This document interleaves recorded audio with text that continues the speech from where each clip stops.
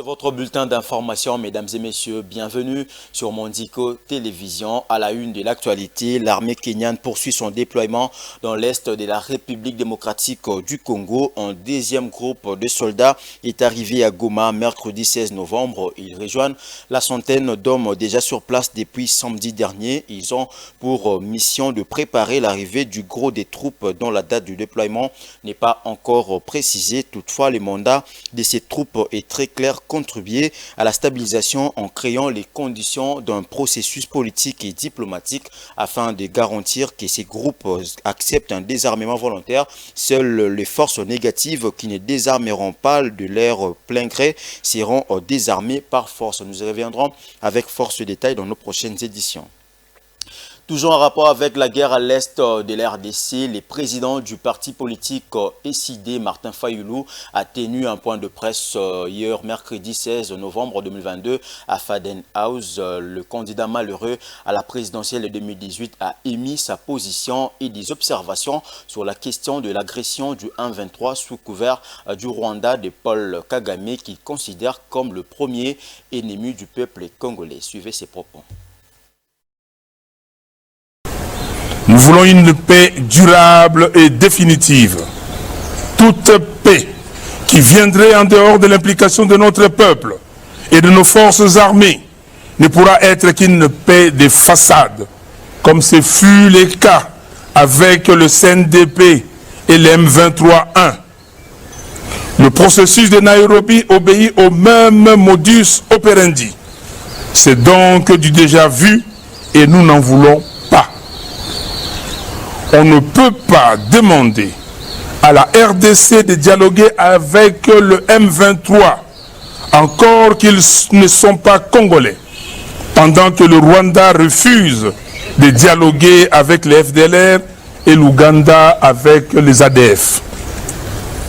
Le Conseil de sécurité des Nations Unies doit formellement condamner le Rwanda et l'Ouganda et leur demander de retirer leurs troupes de la RDC.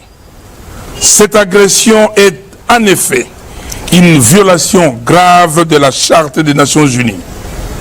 Il faut en outre trouver une solution immédiate dans le sens d'éloigner les FDLR et les ADF de la RDC. Dans le même ordre d'idée, le président de la République française, Emmanuel Macron, qui participe au sommet du G20 en Indonésie, a évoqué quelques sujets de politique africaine au cours d'une conférence de presse qu'il a animée hier mercredi 16 novembre 2022 pour le cas du Congo. Il a donné un schéma à suivre pour sortir de cette crise. Suivez. Sur la situation à l'est de la République démocratique du Congo et les tensions avec le Rwanda. Comme vous le savez, en septembre dernier, j'avais réuni les présidents Kagame et Tshisekedi en marge de l'Assemblée générale sur ce sujet.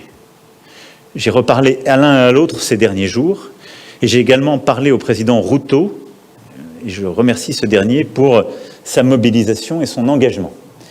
Il y a, je crois, un chemin possible engageant la région sur la base du processus de Nairobi que nous soutenons.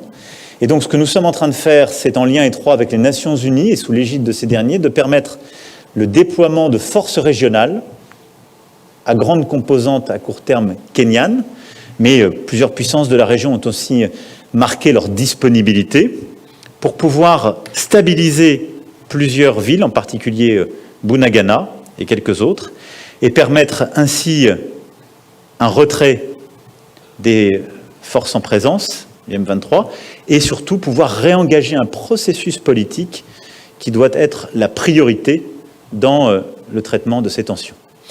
Je sais pouvoir compter sur l'engagement et du président Kagame et du président Tshisekedi dans cette période, et je veux ici très solennellement remercier le président Ruto pour sa mobilisation politique, mais l'engagement aussi de ses forces, et la France continuera à être aux côtés de ces initiatives.